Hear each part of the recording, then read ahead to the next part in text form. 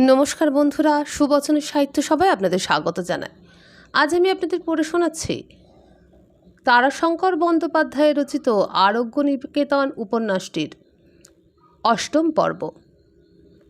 সেদিন তৃতীয় প্রহরের শেষে তাঁরা বাড়ি ফিরেছিলেন। মা বসেছিলেন, তাঁরা ফিরে এলে ভাত চাপিয়ে দেবেন। অবশ্য সেদিক দিয়ে বিশেষ অনিয়ম হয়নি, চিকিৎসকের খাওয়া তৃতীয় প্রহরেই ঘটে। মুখ হাত ধুয়ে ভিজে গামছা পিঠে বুলিয়ে জগৎমশাই বললেন, জীবনকে কুলকর্মে দীক্ষা দিয়ে আজ আমি নিশ্চিন্ত হলাম। কিন্তু জীবনের মা, তোমার মুখ এমন কেন? কেমন যেন খুব চিন্তান্বিত মনে হচ্ছে। কিছু ভাবছ? কি ভাববো? জীবনের মা কথাটা উড়িয়ে দিলেন যেন। তা বটে, কি ভাববে? মেয়েদের ভাবনা অলংকারের, মেয়ের বিয়ের, ছেলের বিয়ের, সুতরাং দুটোর একটা ভাবতে পারো। হাসলেন জীবনের মা। উঠে গিয়ে উনানে চড়ানো বকনোর ঢাকা খুলে হাতায় ভাত তুলে টিপে দেখতে বসলেন। জগৎমশায়ের মনটা সেদিন প্রসন্ন ছিল, নির্মেঘ শরতের আকাশের মতো। তিনি প্রসন্ন হেসে বললেন, কি উত্তর দিলে না যে? কি বলবো, তুমি অন্তর্যামী, ভাবছি না বললেও বলছো, ভাবছো। তাহলে তুমি বলে দাও কি ভাবছি। জীবনের অভিভূত ভাবটা তখনও কাটেনি। তার মাথার মধ্যে তখনও প্রতিধ্বনিত হচ্ছিল বাপের গম্ভীর মৃদুস্বরের কথাগুলি। অভিভূত ভাবটা আকস্মিক একটা আঘাতে কেটে গেল। জীবন চমকে উঠল। খাওয়া দাওয়ার পর ছোট রেকাবিতে হরিতকের টুকরো নামিয়ে দিয়ে জীবনের মা বললেন, তুমি অন্তর্যামী বটে, তামাশা তোমাকে আমি করিনি। কাঁদি থেকে চিঠি নিয়ে দুপুরে লোক এসেছে, জানি না কি লেখা আছে, তবে কে চিঠি পাঠিয়েছে তার নাম জেনে আমার ভাবনা হচ্ছে। না ভেবে থাকতে পারিনি আমি। নবকৃষ্ণ সিংহ চিঠি লিখেছেন, এই দেখো। চিঠিখানি পড়লেন জগৎবন্ধু মশাই।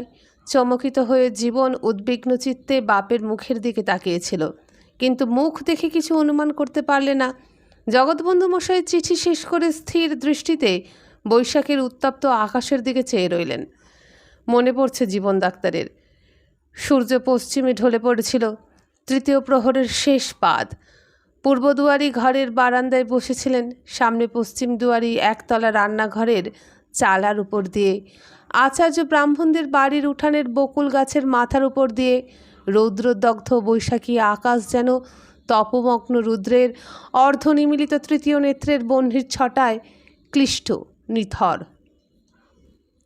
দিকে দিগন্তের কোথাও ধ্বনি শোনা যায় না, বাতাসও ছিল না সেদিন। মনে হয়েছিল বোধহয় সন্ধ্যার দিকে কালবৈশাখী ঝড় উঠবে। পশ্চিম দিগন্তে আয়োজন হতে আরম্ভ হয়েছে। জীবন ওই আকাশের দিকেই তাকিয়েছিল। তারও বুকে বোধহয় ঝড় উঠবে মনে হয়েছিল। কি লিখেছে নবকৃষ্ণ সিংহ? মঞ্জরি, হয়তো মঞ্জরির মা। এরা যে ওই দেউলিয়া অভিজাত ঘরের বর্বর ছেলেটার মোহে মুগ্ধ, তাতে সন্দেহ নাই।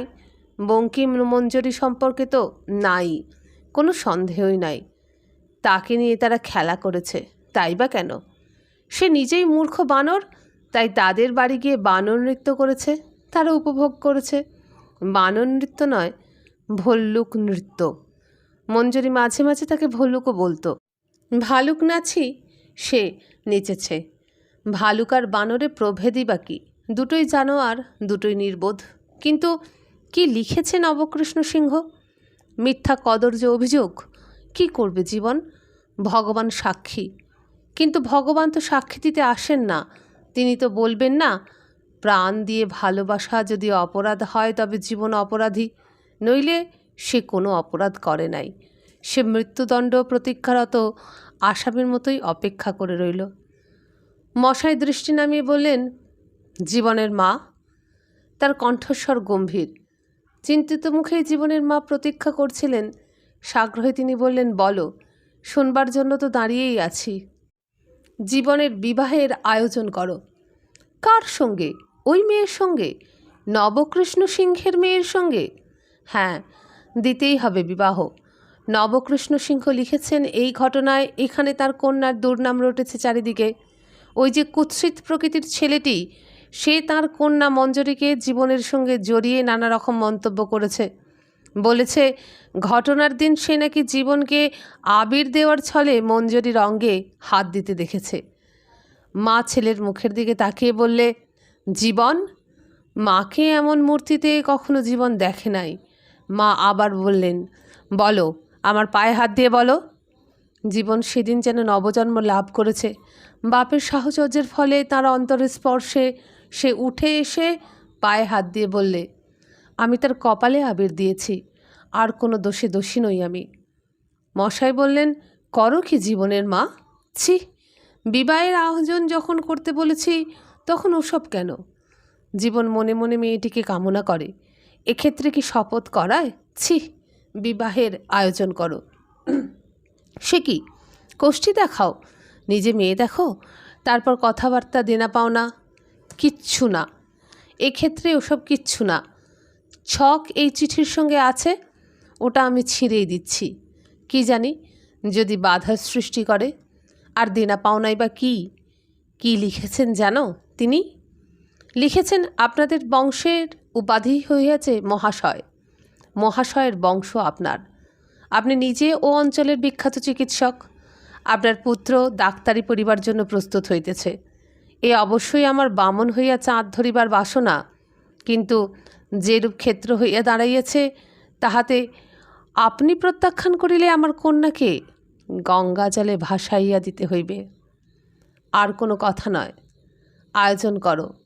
বৈশাখে আর একদিনে বিবাহ হয় না। জ্যৈষ্ঠ মাসে জ্যৈষ্ঠপুত্রের বিবাহ দিশাচারে নিষিদ্ধ। প্রথম আষাঢ়েই বিবাহ। অতীতকালের কথা মনে করে মনের মধ্যে যতই বিচিত্র রসের সঞ্চার হয়, বৃদ্ধ জীবন মশাই ততই ঘন ঘন দাড়িতে হাত বোলান। সাদা দাড়ি তামাকের ধোঁয়ায় খানিকটা অংশে তামাটে রং ধরেছে, যত্ন অভাবে করকরে হয়ে উঠেছে। তবুও হাত না বুলিয়ে পারেন না। সঙ্গে সঙ্গে হাসেন। সেকালের তরুণ বয়সী নিজেকে পরিহাস করেন এই হাসির মধ্যে। একা নিজে বেঁকেই বা কেন, সমস্ত মানুষকেই করেন। যৌবনে কি একটা আছে, জলের যেমন ঢালের মুখে গতির বেগ, তেমনই একটা বেগ। যৌবনের মন যখন কোনো একজনের দিকে ছোটে তখন ওই বেগে ছোটে। তখন শাস্ত্রের কথা, ভালো মন্দ বিবেচনার কথা, সমাজের বাধার কথা, হাজার কথাতেও কিছু হয় না। মন বাগ মানে না। এইসব শাস্ত্র কথাগুলিকে যদি বালির বাঁধের সঙ্গে তুলনা করা যায়, তবে মন সেখানে ঢালের টানেই ছুটন্ত জলস্রোত। হয় বাঁধ ভাঙে, নয় জল শুকায়। তাই তো আজ হাসছেন জীবনমশাই। সেই দিনই ওই রোগিণী দেখে ফিরবার পথে মঞ্জুরির সঙ্গে বিবাহ সম্ভাবনা বন্ধ হওয়ায় তরুণ জীবন ভাগ্য বিধাতাকে ধন্যবাদ দিয়ে জানিয়েছিল। মঞ্জুরির আসল চেহারা দেখতে পেয়ে তার উপর বিতৃষ্ণার সীমাও ছিল না। কিন্তু যে মুহূর্তে জগৎমশাই স্ত্রীকে বললেন প্রথম আষাঢ়ে বিবাহ হবে, সেই মুহূর্তেই তরুণ জীবন সব ভুলে গিয়েছিল। শুধু ভুলে যাওয়াই নয়, মনে হয়েছিল হাত বাড়িয়ে সে আকাশের চাঁদের প্রায় নাগাল পেয়েছে। যেটুকু ব্যবধান রয়েছে আষাঢ় মাস পর্যন্ত নিশ্চয়ই সে ততখানি বেড়ে উঠবে। জীবন দত্তের প্রত্যাশার আনন্দে টলমল মনের পাত্র হতে আনন্দ যেন উথলে ওঠে, তার চারপাশে ছড়িয়ে পড়েছিল। পৃথিবীর যতটুকু অংশ তার চোখে পড়েছিল সমস্তটুকু আনন্দময় হয়ে উঠেছিল। সব মধু মধু বাতা হৃদয়তে। ওদিকে পত্র বিনিময় চলছিল। জগৎমশাই পত্র দিয়েছিলেন নবকৃষ্ণ সিংহকে। কয়েকদিন পরেই সে পত্রের উত্তর এলো। নবকৃষ্ণ সিংহ দ্বিতীয় পত্র লিখেছেন, মঞ্জরি আমার লজ্জায় দুঃখে শয্যা গ্রহণ করিয়াছিল। আপনার পত্র আসিবার পর তাহার মুখে হাসি ফুটিয়াছে। সে উঠিয়া দাঁড়াইয়াছে, তাহার মাকে বলিয়াছে, আমার শিব পূজা মিথ্যা হয় নাই। জীবন দত্ত আনন্দে আপনাকে হারিয়ে ফেলেছিলেন। মঞ্জরি লজ্জায় দুঃখে শয্যা গ্রহণ করেছিল। জীবনের সঙ্গে বিয়ের সম্বন্ধের কথা শুনে সে উঠে বসেছে, মুখে হাসি ফুটেছে। দুঃখের শয্যা ছেড়ে মঞ্জরির হাসি মুখে উঠে বসবার কথা মনে হতে তার চোখের সামনে ফুলে ফুলে সর্বাঙ্গ ভরা গুলঞ্চ ফুলের গাছটার ছবি ভেসে উঠেছিল। ছুটে গিয়ে শেতাবকে, সুরেন্দ্রকে এবং নেপালকে দেখিয়েছিলেন চিঠিখানা। চিঠিখানা তিনি চুরি করেছিলেন। নিজের গ্রামের সুরেন্দ্র এবং নবগ্রামের শেতাব ও নেপাল ছিল তাঁর অন্তরঙ্গ বন্ধু। সুরেন আর নেপাল তখন মদ ধরেছে। সেকালে এ অঞ্চল সম্পর্কে লোকে বলতো মাটিতে মদ খায়, তা খেত। 13-14 বছর বয়সতেই মদ খেতে শিখত। তান্ত্রিকের দেশ, সবাই তান্ত্রিক, বিশেষত তো ব্রাহ্মণেরা। তারপর দীক্ষা হলে ওটা দাঁড়াতো ধর্মসাধনের অঙ্গ, অর্থাৎ প্রকাশ্যেই খাবার অধিকার পেত। খেত না শুধু শ্বেতাবও ব্রাহ্মণ, শাক্ত ঘরের সন্তানও বটে, কিন্তু ভরকে যেত। শ্বেতাব সমস্ত জীবনটা পিতলের পাত্রে নারিকেলের জল ঢেলে তাই দিয়ে তান্ত্রিক তর্পণ চালিয়ে এলো। সুরেন গ্রামের ছেলে, ঠাকুরদাস মিশ্রের ছেলে, জমিদারি সেরেস্তার পাটোয়ারি কাজ শিখছে, চতুর ছেলে। সে বললে, আজ তোকে খাওয়াতে হবে, মদ মাংস খাবো, দে টাকা দে। নেপাল বাপের আদুরে ছেলে, সব রেজিস্টার অফিসের কেরানি তার বাবার অনেক রোজগার। নবগ্রামের ছড়ায় ছিল বিনোদ বুড়ো লম্বা জামায়, পকেট ভরে রেজকি কামায়। বিনোদ মুখুজ্জে সত্যিই রেজকি বোঝাই পকেট দুটো দুই হাতে ধরে বাড়ি আসতো। নেপাল লোক ভালো, হাউ হাউ করে বকতো, হা হা করে হাসতো, দুমদুম করে চলতো, সাদা দিলখোলা মানুষ। একবার রাঘবপুরে ব্রাহ্মণ ভোজনে নেমন্তন্ন খেতে যাবার পথে হঠাৎ নেপালের খেয়াল হলো পৈতে নেই গলায়, কোথায় পড়েছে। নেপাল পথে কালীবাউরিকে দেখে জিজ্ঞাসা করলো, কি করি বলতো কেলে, আমাকে একটা পৈতে দিতে পারিস? জীবনের বাড়ি এসে মশায়ের কবিরাজখানায় ঢুকে কামেশ্বর মোদকের বদলে খানিকটা হরিতকি খণ্ডই খেয়ে ফেলতো অম্লান বদনে। স্বাদেও বুঝতে পারত না, এবং তাতেই তার নেশাও হতো। নেপাল সেদিন বলেছিল, হাম হাম খাওয়েঙ্গা, আমি খাওয়াবো। নেপালি সেদিন খাইয়েছিল। 3 টাকা খরচ হয়েছিল, লুচি, মাংস, মিষ্টি, মদ। গান বাজনা হয়েছিল রাত্রি 2টো পর্যন্ত। সুরেন তবলা সঙ্গত করেছিল, জীবন আর নেপাল গান গেয়েছিল। শ্বেতাব ছিল শ্রোতা। চণ্ডীদাস বিদ্যাপতির পদাবলী পূর্বরাগের পালাটাই শেষ করে ফেলেছিল 3 জনে। শ্বেতাব ঘাড় নেড়েছিল, বাহবা দিয়েছিল। ভুল হচ্ছে। বৃদ্ধ জীবন দত্ত দীর্ঘ নিঃশ্বাস ফেলেন এতক্ষণে। এতকাল পরে ভুল হয়ে যাচ্ছে। জীবন নিজেই সেদিন গুলঞ্চ চাঁপার ফুলের মাতলা গেঁথেছিল। 1 গাছি নয় 4 গাছি, 4 বন্ধু গলায় পড়েছিল। নেপাল এবং সুরেন সেদিন তাকে পায়ে ধরে সেধেছিল, একটু খাবাই, আজ এমন সুখের সংবাদ পেয়েছিস, আজ একটু খেয়ে দেখ, একটু। জীবন কিন্তু ধর্মভ্রষ্ট হননি। বৈষ্ণব মন্ত্র উপাসকের বংশ, মহাশয়ের বংশ। তিনি খাননি। তিনি বলেছিলেন, না ভাই, বাবার কথা তো জানিস, মঞ্জরিদের বাড়িও ঠিক আমাদের মতো, তারাও বৈষ্ণব। ওদিকে বাড়িতে চলছিল মহা সমারোহের আয়োজন। জগৎবন্ধু মহাশয়ের একমাত্র সন্তানের বিবাহ, ব্রাহ্মণ ভোজন, জ্ঞাতি ভোজন, নবশাক ভোজন, গ্রামের অন্যান্য লোকেদের খাওয়া দাওয়া, এমনকি আশেপাশের মুসলমান পল্লীর মিয়া সাহেবদের লুচি মিষ্টি খাওয়ানো। ব্যবস্থার ত্রুটি রাখেননি জগৎবন্ধু মশাই। বাজনা, বাজি পোড়ানো, রায় বেশে, তার উপর 2 রাত্রি যাত্রা গান হবে কি না এ নিয়েও কথা চলছিল। সুরেন, শ্বেতাব, নেপাল গ্রামের ঠাকুরদাস মিশ্রের মতো মাতব্বর পর্যন্ত ধরেছিল। সে কি হয়, যাত্রাগান করাতে হবে বই কি, না হলে অঙ্গহীন হবে। মশাই বলেছিলেন, আষাঢ় মাসের কথা, বৃষ্টি নামলে সব পণ্ড হবে, শামিয়ানাতে জল আটকাবে না। তার ইচ্ছা ওই খরচে বরং গ্রামের সরকারি কালীঘরের মেঝে দাওয়া বাঁধানো হোক, ঘরখানাও সংস্কার হোক। এই প্রতীক্ষার কাল যত সুখের তত উদ্বেগের। উদ্বেগে দিনকে মনে হয় মাস, মাসকে মনে হয় বৎসর। তবুও কাটল দিন। আষাঢ়ের 11ই বিবাহ।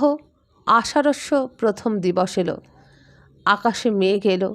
সে মেঘ ভুবন বিদিত বংশের পুষ্কর মেঘ নয়, অশনি গর্ভ কুটিল মোনা কোনো অজ্ঞাতনামা মেঘ। বর্ষণের ফলে বজ্রপাত হয়ে গেল সে মেঘ থেকে। মঞ্জরি নাই। বেলা দুপোহরের সময় লোক এলো পত্র নিয়ে। পত্রে লেখা ছিল, গত পরশ্ব রাতে আমার কন্যা বিসূচিকা রোগে মারা গিয়াছে। এক মুহূর্তে সুখ স্বপ্ন একেবারে ধূলিসাৎ হয়ে গেল। সেকালের তরুণ জীবন দত্ত সেকালের মানুষের বিবাহিত পত্নীর মৃত্যুতে বুকখানা ফেটে চৌচির হয়ে গেলেও আর্তনাদ বের হতো না মুখ থেকে। এ তো ভাবি পত্নী। জীবন কাঁদেনি। নির্জনে কবিরাজখানার উপরের ঘরে চুপ করে বসেছিল। হঠাৎ ঠাকুরদাস মিশ্রের উচ্চ চিৎকারে চমকে উঠেছিল। চিৎকার করেছিল ঠাকুরদাস মিশ্র, আমি ঠাকুরদাস মিস্ত্রি, আমার চোখে ধুলো দেবে? লোকে ডালে ডালে যায়, আমার আনাগোনা পাতায় পাতায়। মুখ দেখে আমি মতলব বুঝতে পারি। পাটোয়ারি গিরি করে খাই আমি। এদিকে চারদিকে গোলমাল চলছে, ওদিকে বেটা সুট করে উঠে রাস্তায় নামলো। আমার সন্দেহ হলো, কি ব্যাপার? জিজ্ঞাসা করলাম, কোথায় যাবে হে? বললে, একবার মাঠে যাব। প্রথমটা বুকটা ধরাস করে উঠল। সেখানে ওলা ওঠা হয়েছে, লোকটা সেখান থেকে আসছে। ওর আবার কিছু হয়নি তো? লোকটা হন হন করে চলে গেল। গেল তো একেবারে যে পথে এসেছে সেই পথে। কাছের পুকুর জঙ্গল ফেলে চলল। হঠাৎ নজরে পড়ল ছাতাটিও বগলে পুড়েছে। তখনই আমার সন্দেহ হলো ব্যাটা পালাচ্ছে। আমিও গলিপথে মাঠের ধারে এসে দাঁড়ালাম। দেখি মাঠে এসেই ছুটতে শুরু করেছে। তখনই আমি বুঝে নিয়েছি, কিন্তু পালাবে কোথা? মাঠে চাষিরা হাল ছেড়ে ঘুরছে। হাঁকলাম, ধর ব্যাটাকে, ধর ধর ধর। সোলেমান, করিম, সতন তিনজন ব্যাটাকে ধরলে। বললাম, নিয়ে আয় ব্যাটাকে, পাঁজা খোলা করে। আনতেই সোলেমানের হাতের পাঁচনটা দিয়ে ব্যাটার পিঠে কষে এক বাড়ি। বল ব্যাটা, বল, সত্যি কথা বল, ঠিক বলবি, নইলে কাস্তে দিয়ে জিভ কেটে নেব। গল গল করে বলে ফেলল সব। জগৎবন্ধু মশাইয়ের গম্ভীর শান্ত কণ্ঠ বেজে উঠেছে, ওকে ছেড়ে দাও ঠাকুর। ও গরিবের কি দোষ? ও কি করবে? ওকে পাঠিয়েছে, ও এসেছে। দূত অবদ্ধ, ও দূত। নবকৃষ্ণ সিংহের অপকর্মের জবাবদিহি বা প্রায়শ্চিত্তি ও কি করে করবে বলো? ঠাকুরদাস বললে, দোষ তোমার। একখানা চিঠিতে তুমি বিয়ে পাকা করলে, নিজে গেলে না, তাকে আসতে লিখলে না। মশায় তার বাপের কথাগুলির পুনরাবৃত্তি করলেন। প্রবঞ্চনা আমি করিনি ঠাকুরদাস, প্রবঞ্চনা করেছে নবকৃষ্ণ। এতে আমার দোষ কোথায় বলো? জীবন নেমে এসেছিল উপর থেকে। মঞ্জুরির বিসূচিকায় মৃত্যু মিথ্যা কথা? গত 29শে জ্যৈষ্ঠ তার সঙ্গে ভূপি বোসের বিবাহ হয়ে গিয়েছে। জীবনের মনে হয়েছিল দোলের দিন মঞ্জুরি হাতে আলকাতরা নিয়ে তার মুখে লেপে দিতে এসেছিল, সেদিন পারেনি। কিন্তু আজ মঞ্জুরি সেই আলকাতরা মুখে মাখিয়ে দিয়েছে। যেন মঞ্জুরি সেই খিলখিল হাসি নতুন করে হাসছে দূরান্তরে দাঁড়িয়ে। ভূপি এসে বলছে, বুনো শুয়োরটা। মশাই ছেলের মুখের দিকে তাকিয়ে সস্নেহে তাকে বলেছিলেন, ভগবান তোমার উপর সদয় বাবা জীবন। তোমাকে তিনি আজীবন প্রবঞ্চনার হাত থেকে রক্ষা করেছেন। ওই মেয়ে ঘরে এনে তুমি সুখী হতে না। শুধু প্রবঞ্চনা নয়, আজীবন সে তোমাকে অশান্তির আগুনে দগ্ধ করত। তাছাড়া যার যে পতিপত্নী, এ তো তোমার আমার ইচ্ছায় হবে না। লজ্জা পেও না, দুঃখ করো না, মনকে শক্ত করো। শেষের কথা কটা ভালো লাগেনি জীবনের। সে মাথা হেঁট করে সেখান থেকে চলে এসেছিল। মশাই বলেছিলেন, তোমার সঙ্গে কথা আছে, যেও না কোথাও। সুরেন, তুমি যাও, তোমাকেও চাই, পাশের ঘরে অপেক্ষা করো।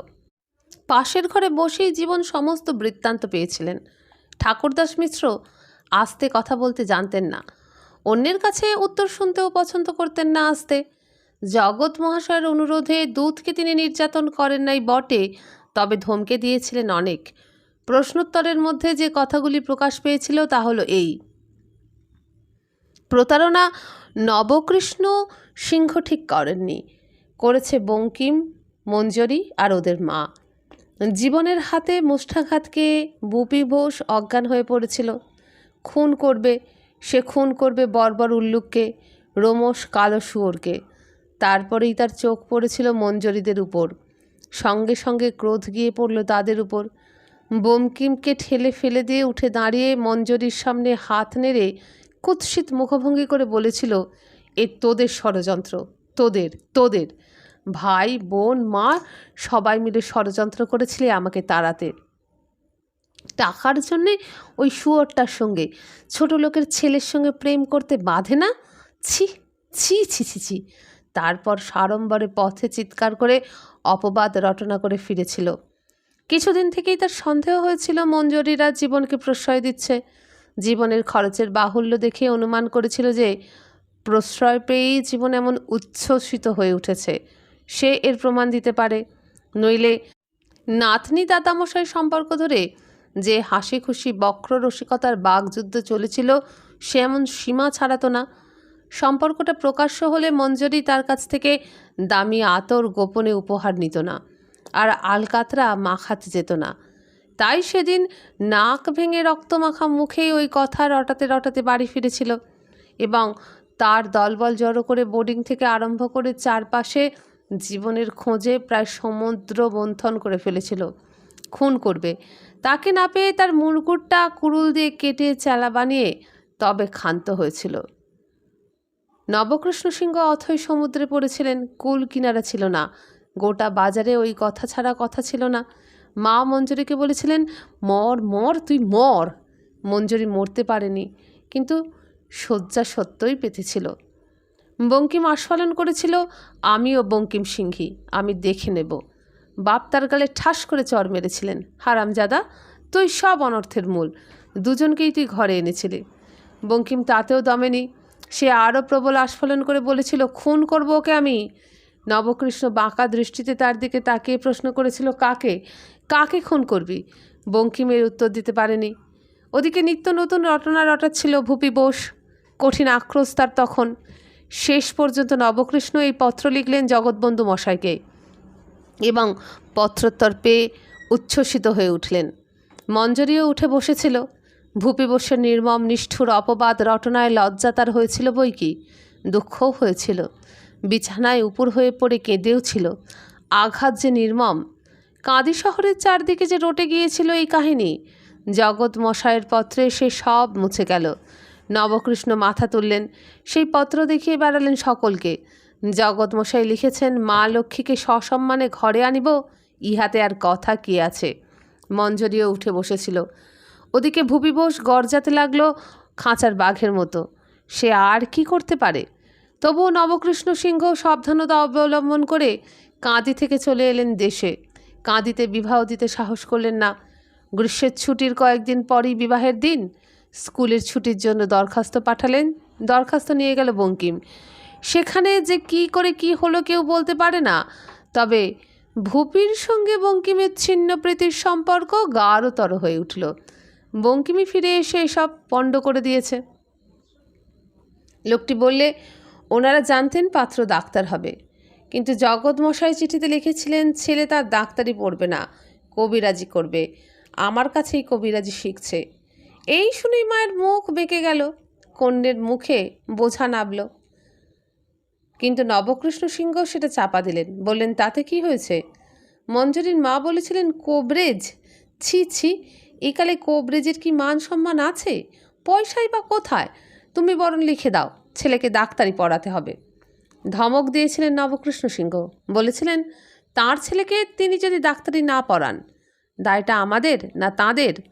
মঞ্জরি নাকি কেঁদেছিল গোপনে, কিন্তু সে কথা মায়ের অগোচর ছিল না। তিনি আবারও বলেছিলেন, না বাপু, একে তো ছেলের ওই দত্তির মতো চেহারা, তার উপর কোবরেজ হলে খালি গায়ে, বড়জোর পিরান চাদর গায়ে, না বাপু। নবকৃষ্ণ বলেছিলেন, খবরদার, সাবধান করে দিচ্ছি আমি, এ বিয়ে ভেঙে গেলে তোমার মেয়েকে আইবুড়ো হয়ে থাকতে হবে।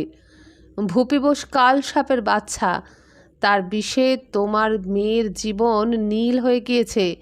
ও দেখে তোমার মেয়েকে নিতে পারে শুধু জগৎ মশাই, কবিরাজ বলে তাকে উপেক্ষা করতে চেয়েও না।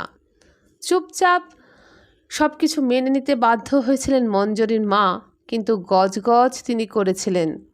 এই অবস্থায় ভূপির সঙ্গে আপোষ করে ফিরে এলো বঙ্কিম। ফলে আরও দুদিন প্রচণ্ড ঝগড়া হয়ে গেল।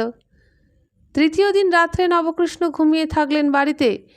বঙ্কিমকে সঙ্গে নিয়ে মা এবং মঞ্জরি গরুর গাড়ি ভাড়া করে এসে উঠলেন কাঁদিতে। পরের দিন 29শে বিবাহের দিন ছিল পাঁজিতে। নবকৃষ্ণ সিংহ ছুটে গিয়েছিলেন বিবাহ বন্ধ করতে, কিন্তু কিছু করতে পারেননি। তখন মঞ্জরী ভূপতির চাদরে নিজের অঞ্চল আবদ্ধ করে নবকৃষ্ণের বাসাবাড়ি পিছনে রেখে ভূপীদের জীর্ণ পুরানো চক মিলানো দালানে গিয়ে উঠেছে। মঞ্জরীর মা ভূপতির বাম পার্শ্বে মঞ্জরীকে দেখে আনন্দাশ্রু বিসর্জন করে বলেছেন, দেখো তো কি মানিয়েছে, এ যেন মদন মঞ্জরী। ভূপতিদের বাড়িতে ওখানকার অভিজাত বংশীয়াদের সঙ্গে কুটুম্বিনীর দাবিতে রহস্যালাপ করে এসেছেন, একসঙ্গে দোতলার ঘরে বসে খেয়ে এসেছেন। ঠাকুরদাস বলেছিলেন, চিটিং কেস করো, তুমি করতেই হবে। জগৎবন্ধু বলেছিলেন, তার আগে ভালো পাত্রী সন্ধান করো, ওই 11 তারিখেই বিয়ে, সদ্বংশের সুন্দরী পাত্রী খুঁজে বের করো, বিয়ে হয়ে যাক, কেস টেস তার পরে হবে। আমোদ আহ্লাদ খাওয়া দাওয়া সেরে হৃষ্টচিত্তে সবল সুস্থ দেহে আদালতে হাজির হয়ে বলা যাবে, আমাকে ঠকাতে চেয়েছিল, কিন্তু আমরা ঠকিনি। ধারা টারাগুলো বরং দেখে শুনে রেখো অবসর মতো। হা হা করে হেসে উঠেছিলেন মশাই। সকলে অবাক হয়ে তাকিয়েছিল জগৎমশাইয়ের মুখের দিকে। এই অপমানেও জগৎমশাই হা হা করে হাসছেন। জগৎমশাই সেই এক কথা, বিয়ে 11ই, একদিন পিছবে না। সুরেন্দ্র, তুমি আর শ্বেতা আমার সঙ্গে পাত্রী দেখতে যাবে। তোমরা পছন্দ করে ঘাড় নাড়লে আমি তবে হ্যাঁ বলবো। খোঁজ করো, কোথায় আছে গরিবের ঘরের সুন্দরী স্বাস্থ্যবতী মেয়ে, তবে বংশ সদ্বংশ হওয়া চাই। শ্বেতা, সুরেন, নেপাল, এদের উৎসাহের আর সীমা ছিল না। উঠে পড়ে লেগেছিল, পাত্রী খুঁজে বের করবেই। ভালো মানুষ শ্বেতা ভেসে বলেছিল, এ সেই রাজপুত্র, মন্ত্রীপুত্র, সাগরপুত্র, কোটালপুত্রের গল্প হলো। হারা উদ্দেশ্যে রাজকন্যের সন্ধানে বেরিয়ে পড়ল। কিন্তু ভাই জীবন, তুই একটু এবার হাস দেখি। শ্বেতাব চিঠি লিখেছিল তার মামার বাড়িতে, সুন্দরী গুণবতী সদ্বংশের বয়স্তা পাত্রী থাকিলে অবিলম্বে জানাইবে, কোনো পণ লাগিবে না। পাত্রের পিতা এখানকার নামকরা কবিরাজ জগৎমশাই, খুব রোজগার, জমি পুকুর বাগান জমিদারি আছে, ছেলেও কবিরাজি শিখিতেছে। সুরেন্দ্র সত্য সত্যই চাল ছিঁড়ে বেঁধে বেরিয়ে পড়ার মতো বেরিয়ে পড়েছিল। জগৎমশাইয়ের কাছে কয়েকটা টাকা চেয়ে নিয়ে বলেছিল, আমি একবার সদর শহরটা ঘুরে আসি, পসার নাই এমন গরিব উকিল মুক্তারের তো অভাব নাই, এদের মধ্যে কায়স্থ অনেক, বয়সওয়ালা আইবুড়ো মেয়ে এইসব জায়গাতে মিলবে। জগৎমশাই তাই পাঠিয়েছিলেন সুরেন্দ্রকে। নেপালটা ছিল ছেলেবেলা থেকে আধ পাগলা, সন্ধানের ধারা ছিল বিচিত্র। তার বাবা ছিলেন সাব রেজিস্ট্রি অফিসারের মোহরার। নেপাল তখন বাপের সঙ্গে সাব রেজিস্ট্রি অফিসে গিয়ে টাউটের কাজ করত। দলিল যাতে আগে রেজিস্ট্রি হয় তার ব্যবস্থা করে দাখিল দিত, কাটাকুটি থাকলে কৈপিহত লিখে দিত, শনাক্তদান না থাকলে শনাক্ত দিত, অর্থাৎ বলে দিত এই ব্যক্তির নাম ধাম পিতার নাম যাহা বলিয়াছে তাহা সত্য। আমি শ্রী নেপালচন্দ্র মুখোপাধ্যায়, পিতা শ্রী বিনোদলাল মুখোপাধ্যায়, নিবাস নবগ্রাম, আমি ইহাকে জানি এবং চিনি। তার তলায় সই করে দিত। ফি নিত 2 আনা। নেপাল সাব রেজিস্ট্রি অফিসের সামনে বটতলায় বসে জনে জনে জিজ্ঞাসা করত, বলি চাটুর্যে মশাই, আপনার খোঁজে ভালো কায়স্থ পাত্রী আছে? ওহে, কি নাম তোমার? গোবিন্দপাল? কায়স্থ পাত্রীর খোঁজ দিতে পারো? কোথায় বাড়ি? শেখজির? আপনাদের গাঁয়ের কাছাকাছি কায়স্থ আছে? বেশ সুন্দরী ভালো বংশের কন্যে আছে, বলতে পারেন? শুধু এই নয়, পথে ঘাটে পথিক পেলেই সে প্রশ্ন করত, ভালো কন্যে আছে কায়স্থ বংশের? শেষ পর্যন্ত লাগলো একদিন। ওদের জমির ভাগযোদ্দার নবীন বাগদিকে বলেছিল, খোঁজ করিস তো নবীন, ভালো কায়স্থদের বড় সড়ো মেয়ে। নবীন যাচ্ছিল কাটোয়া, ভার বয়ে গঙ্গাজল আনবে। নেপাল বলেছিল, যাবি তো এতটা পথ, আসিস তো নবীন খোঁজ করে। আজকে জীবন মশাই, তখন শুধু জীবন, বড়জোর জীবন দত্ত। সেদিন জীবনের পক্ষে এ আঘাত হয়েছিল মর্মান্তিক, কিন্তু ভেঙে পড়েন নাই, বরং ক্রোধে আক্রোশে বিবাহের জন্য উৎসাহিত হয়ে উঠেছিলেন। সে উৎসাহ চোখে অনেক বেশি বেশি মনে হয়েছিল অনেকেরই, কিন্তু জীবন গ্রাহ্য করেন নাই। তরুণ জীবন সেদিন মনের ক্ষোভে উল্লাসে উন্মত্ত হয়ে উঠতে চেষ্টা করেছিল। আজ বৃদ্ধ জীবন মশাই হাসলেন, আজ তিনি দীর্ঘ জীবনের অভিজ্ঞতা নিয়ে নিজের তরুণ জীবনের দিকে চেয়ে আছেন রসজ্ঞ স্রষ্টার মতো। সাপের বিষে জর্জর মানুষের জিভে নিমের তেঁতো নাকি মিষ্টি লাগে? মিষ্টি রসকে মনে হয় তেঁতো। না, ভুল হলো। বৃদ্ধ জীবনমশাই বার দুই ঘাড় নাড়লেন। না না, মঞ্জুরি যে তার প্রতি বিশ্বাসঘাতকতা করেছিল, তার সঙ্গে মঞ্জুরির প্রতি তার ভালোবাসার সম্পর্ক কী? ভালোবাসার সঙ্গে কি কখনো সাপের বিষের তুলনা হয়? তিনি ক্ষোভে নিজে হাতে বিষের নল মুখে তুলে শেষ বিন্দু পর্যন্ত পান করেছিলেন। ক্ষোভে আক্রোশে তরুণ জীবন দত্ত সেদিন দুটি প্রতিজ্ঞা করেছিলেন। খুব সুন্দরী পত্নী ঘরে এনে সর্বোত্তম সুখে সুখী হবেন, ভালোবাসবেন তাকে রামায়ণের কাহিনীর ইন্দুমতিকে অজরাজার ভালোবাসার মতো। আর প্রতিজ্ঞা করেছিলেন ডাক্তার তিনি হবেনই, নাই বা পড়তে গেলেন মেডিকেল স্কুল বা কলেজে, ঘরে বসে তিনি পড়ে ডাক্তার হবেন। তার উজ্জ্বল দৃষ্টান্ত তার চোখের সম্মুখে। এই অঞ্চলের প্রথম বিখ্যাত ডাক্তার রংলাল মুখুজ্জে। নতুন দিনের সূর্যের মতো তিনি তখন উঠছেন।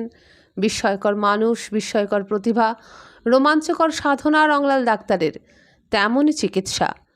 গৌরবর্ণ মানুষ, সবল স্বাস্থ্য, তীক্ষ্ণ দৃষ্টি। রংলাল ডাক্তারকে 100 জনের মধ্যে দেখা মাত্র চেনা যেত। চেহারাতেই যাঁরা প্রতিভার স্বাক্ষর নিয়ে আসেন, তিনি ছিলেন তাঁদেরই একজন।